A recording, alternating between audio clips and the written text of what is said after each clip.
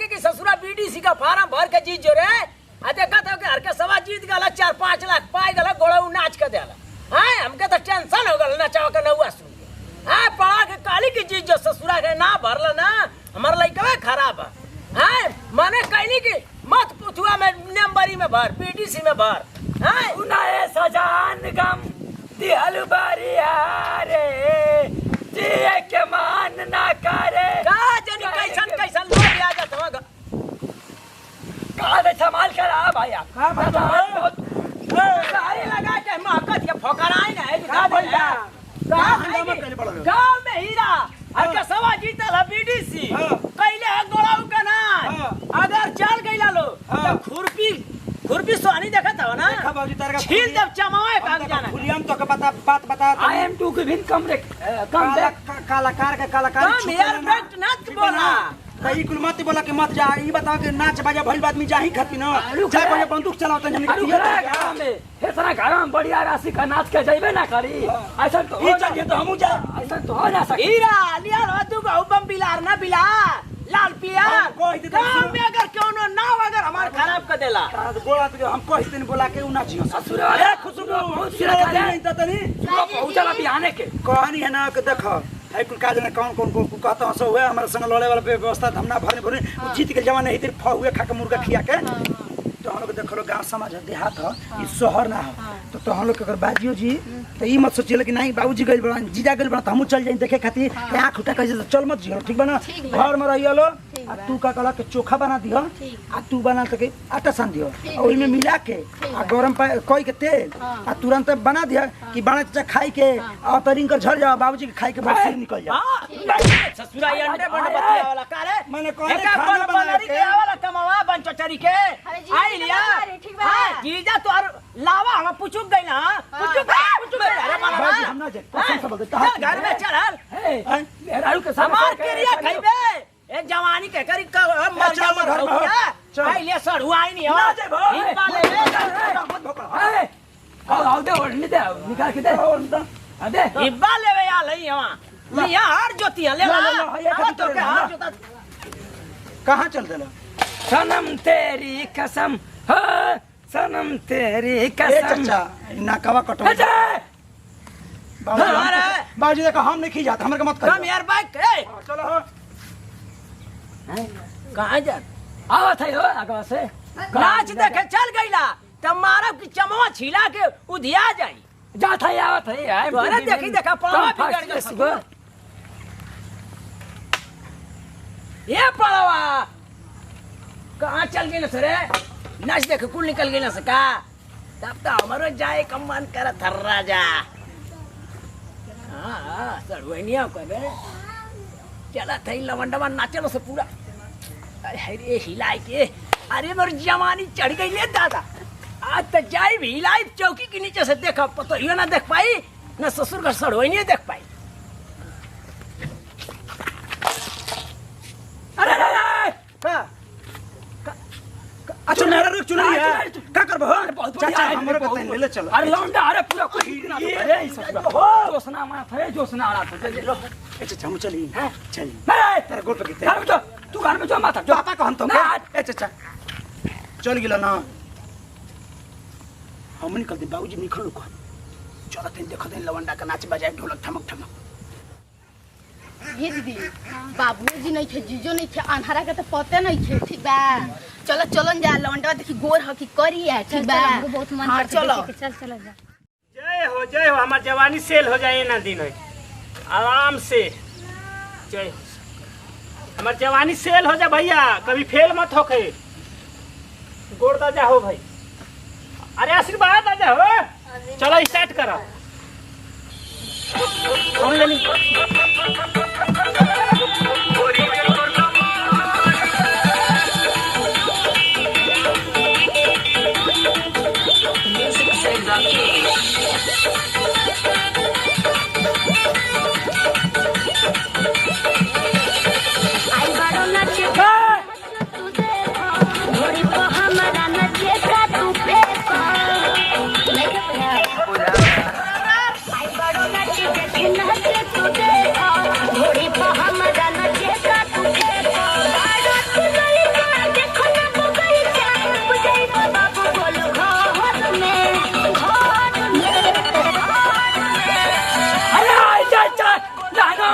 राम के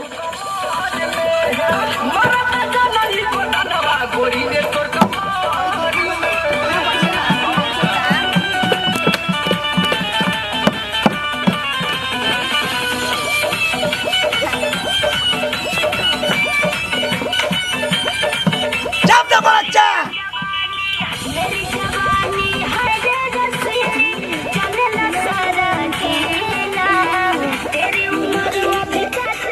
हट को हटा ये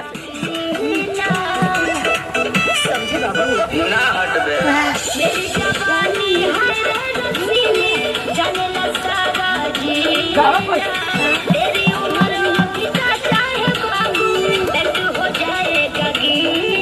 अरे आई का बजे सरे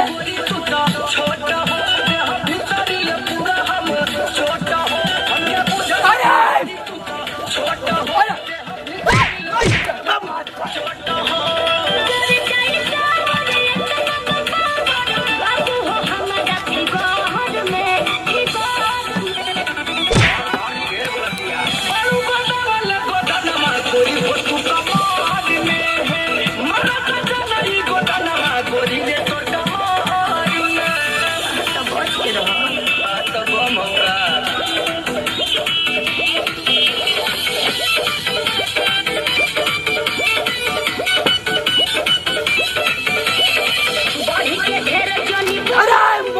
अरे आई देखा ओ राधा के नाचा थई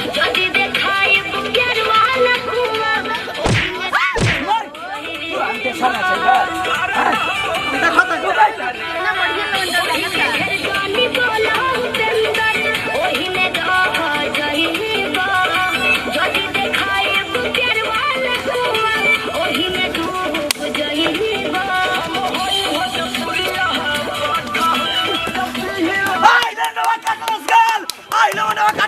आई हो जाता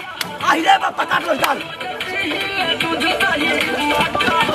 अच्छा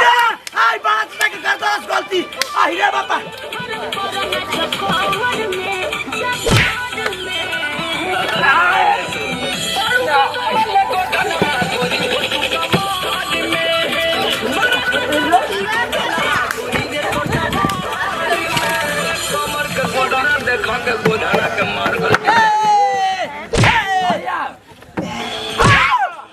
बाबूजी तो क्या माने आई ओ माई आई बेबारा करे हवा ना तो थवा तो क्या काले ना नहीं बंद को ना बोले क्या करे हम कहीं लौंडो आई जे बा आई ओ बाप तो हम आगला लाका आए एखन के ये बाबूजी डांस के लिए 20 रुपया मिल रहा हैं है हमर तो क्या का काले ना नहीं कि मत लेके आयो ना हम के आए तो हम लइका के बनाई लावा छक्का मेरी गाड़ी भाई सार का करे बच्चा गला वाली गदन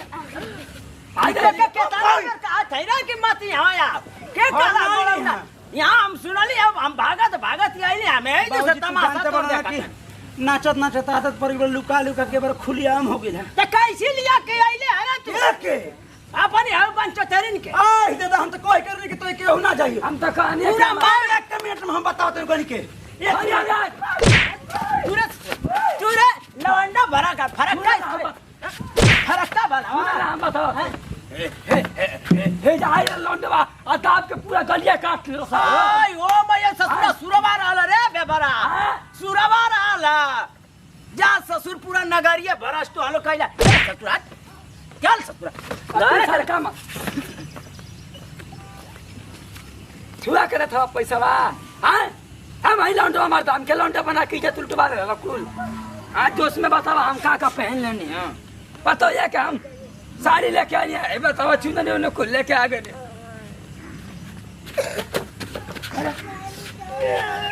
बड़ा बीमार कर देना चाहिए अरे थोड़ा चाची जाई कथिया कर लो हमें जा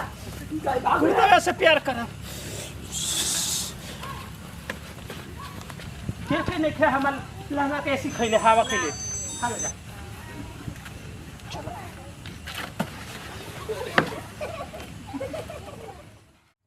प्रणाम कर भगवान गोर छुगोल दिन तमाम भोजपुरी श्रोता समाज करो सब छुटकारा करना पता बेटा खसाइटू जैसे प्यार दो सब छत्र से बोले मैं यही यूट्यूब चैनल रो सब पसंदीदा चैनल रोज रोज नया नया वीडियो पावे खातिर वो सब इंटरटेनमेंट वीडियो पावे खातिर हमारा खसाइटू कॉमेडी खसाइटू डिजिटल नेहा म्यूजिकल प्रीति म्यूजिकल सब्सक्राइब लाइक शेयर कर जा ताकि ऐसा लवंडा का नाच देखे के मिले और ऐसा भरपूर इंटरटेनमेंट कॉमेडी रो सब देखे के मिले पारिवारिक इमोशनल हर तरीके वीडियो रो सब देखे के मिले देखते बने कहे चौकी बा आप भइला के माने कि लवंडा का नाच तू लवंडा का नाच कहाँ से हो जाए इस ससुरा अनहरा सब का बानर बनैले रहला हाला भइलबा के नाच होती है दूसरा गांव में बीडीसी जीतल हम हरकेश भैया तो दूसरा गांव में लवंडा का नाच होती है ऐसा ससुरा अपने दुआरे पर चौकी लागल है यही पा के बटोर दिला सबके नाचने के सबको जनता लवंडा लवंडा लवंडा